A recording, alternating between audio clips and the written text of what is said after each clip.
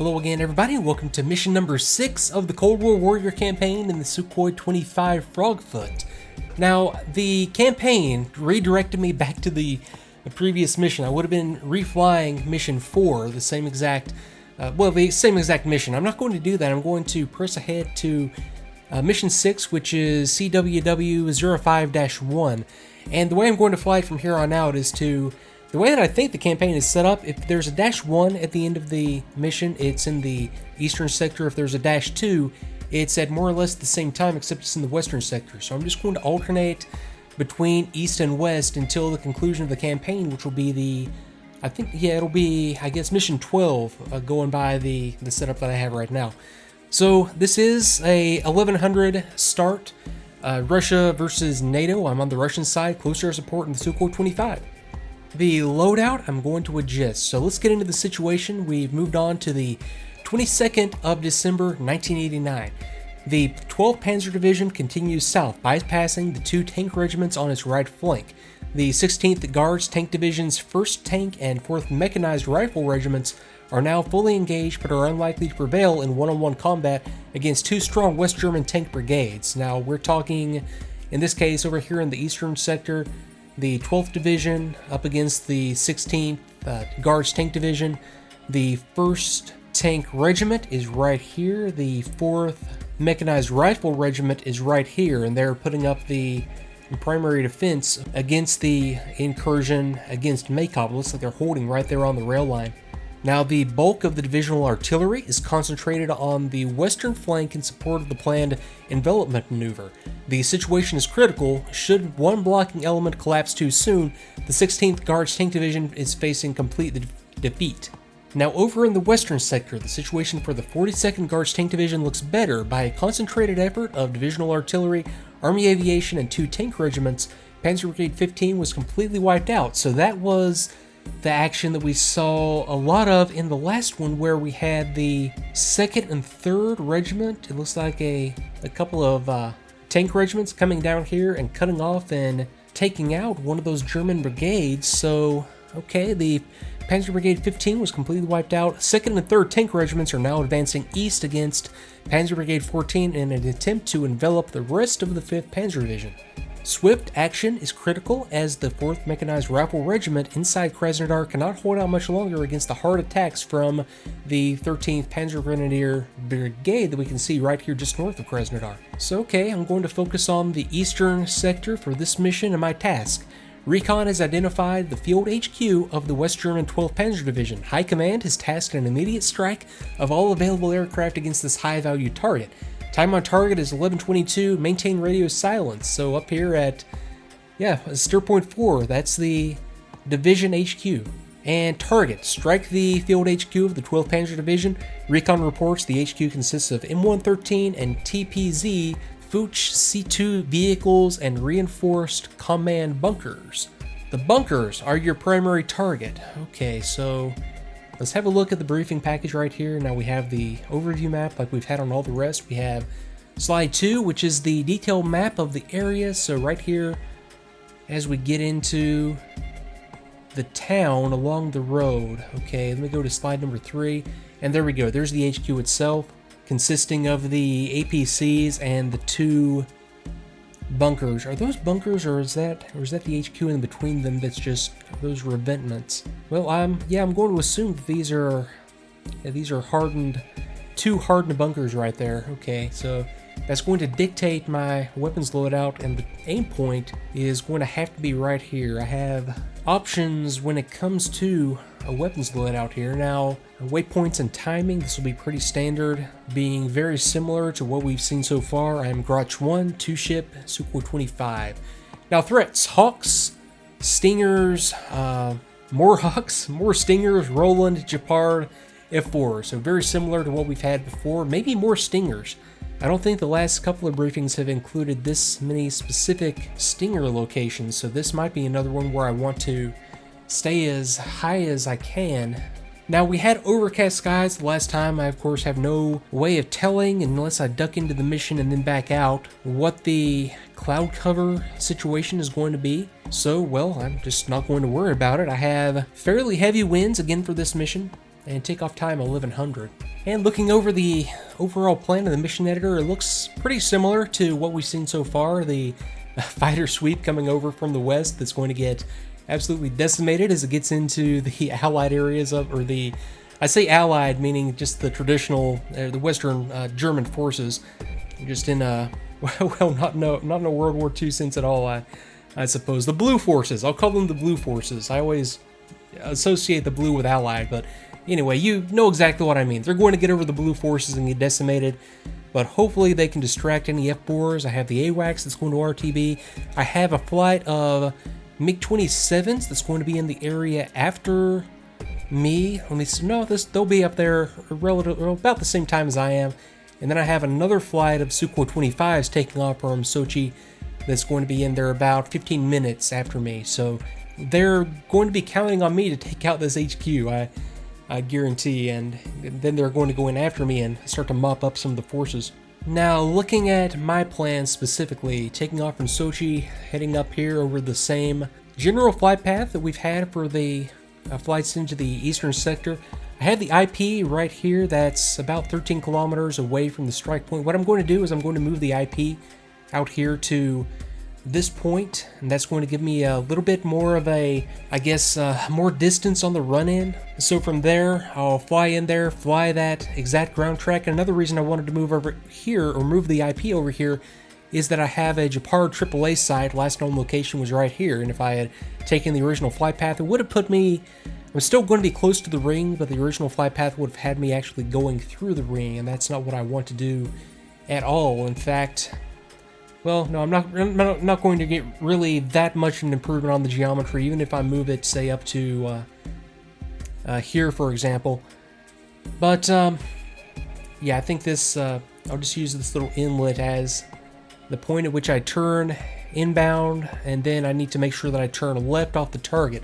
If I go right, yeah, I'm just in a bad situation with a lot of Roland, Mobile SAMs, a lot of AAA, and even right now, boy, that is a well-defended spot. These are Stingers right here behind the, right there by the APC. So extremely well-defended when it comes to Stinger. So this is definitely going to be one pass and get out of there. But I'm going to try to do this kind of like I did, weather permitting, on mission before last, where I go in from a moderate altitude. I want to do this actually from as high altitude as I can possibly make it.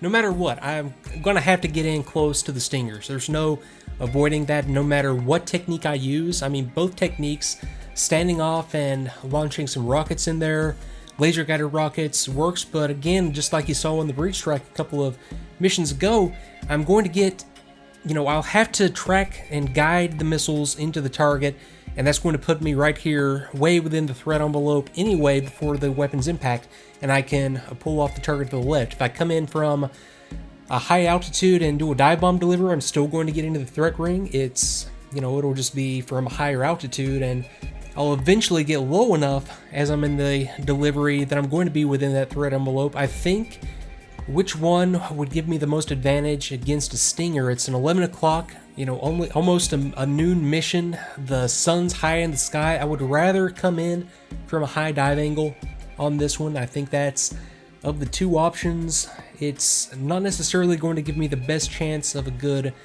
precision impact. The laser guided rockets would do that, but all things considered, I think my best chance of surviving this and doing some damage and just not throwing myself at this target and knowing that I'm not going to have hardly any kind of a chance of making it in and out, I think the dive bomb delivery from a high altitude is my best bet. That's assuming that I don't have an overcast like I did on the last one. It would be really, really nice to have a more detailed weather briefing, but that's okay. But in either case, that's the one I'm going with. Now, the loadout that I have built, I actually just built it. I'm using, let me see, what were these? These are the Bit AB 500. It's a 500 kilogram penetrator weapon. It's designed to penetrate targets, harden targets like the two that I'm up against. I've got two of them, and I've got wing tank, or actually center line fuselage external tanks. I'm just going to, I think I might have actually said this on mission 1 or 2. It's been so long I forget, but I think I might have come to the conclusion a long time ago that I should always take fuel tanks, but decided not to, and Yeah, considering last mission, yeah, I'm just going to take fuel tanks no matter what. And I'm going to increase my flare load to 192, so it's 192.64 chaff and flare. And then for number 2, I'm going to, well, do the same for the flare load. And 2, I'm going to give you just rockets. So I'm going to, that's, I think, exactly, or originally what this loadout was. And I'm going to give, yeah, just the rockets. I don't know why I had bombs on there, but I'm also going to give 2 a couple of fuel tanks. And of course, maintaining the R60 missiles that used a little bit on the last mission. Just kind of wandered into an F4 totally unintentionally, but at least now I know that they work, so I'll definitely make sure that me and my wingman have those. And it's another heavy load, especially with the full load of fuel and the tanks and the heavy bombs, but I think this is the best combination I can come up with. So I think that's going to do it for the planning. Let me stare at the map a little bit more, and I'll see you in the cockpit.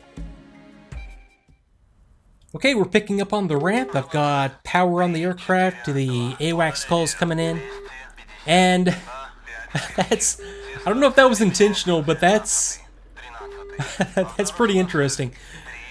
Okay, 342 for 250 at 5,000 flanking, gotcha. So standard air picture as we get going. Good weather this time, so my original plan of doing the high altitude dive bombing, that's going to help from a fuel standpoint, and it's going to help from, well, from a threat avoidance standpoint as much as can be done. So I've got number 1 coming up right now, lift engine starting.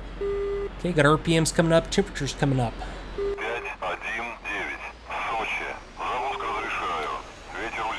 Okay, wind 120 at 3 meters per second.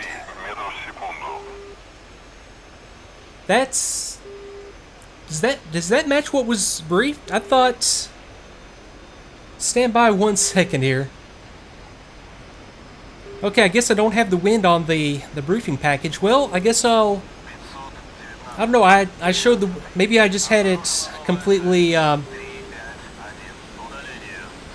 okay, 351 for 180, flanking at 500.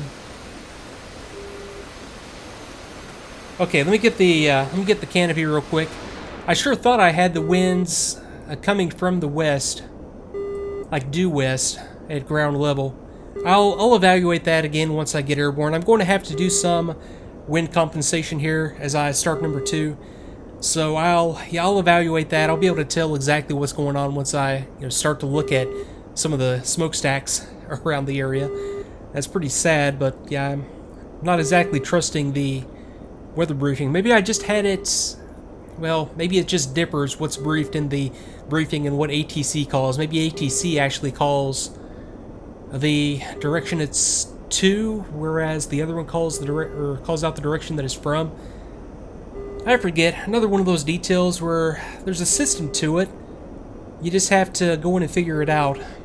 And I thought I had it figured out at one point, but apparently not. Okay, pop up here, 345 for 190, 500, gotcha. And let's go ATC, Sochi, request taxi.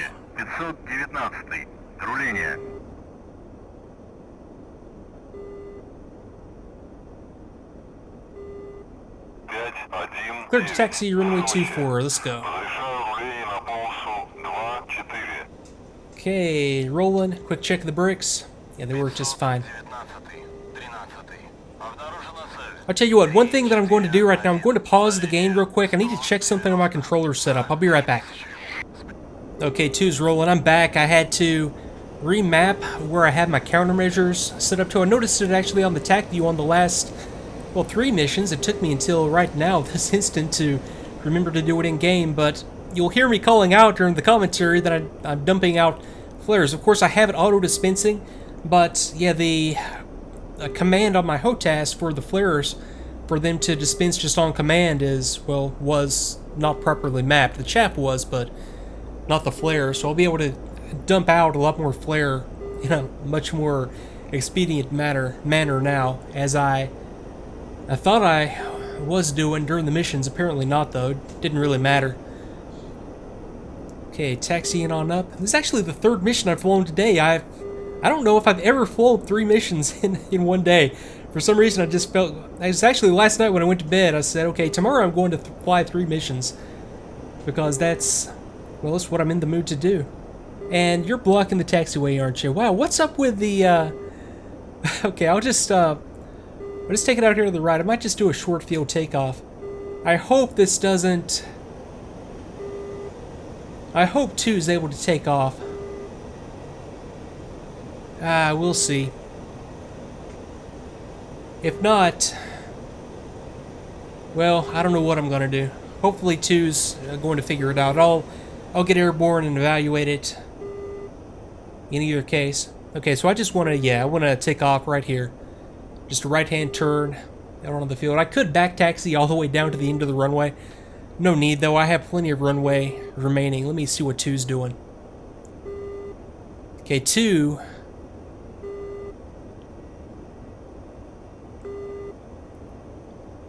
was right behind me?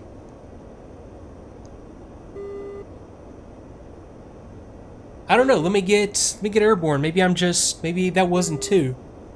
Actually, no. We're... Обнаружена новая цель. 334. Удаление 190. На 1000. Дистанция не меняется.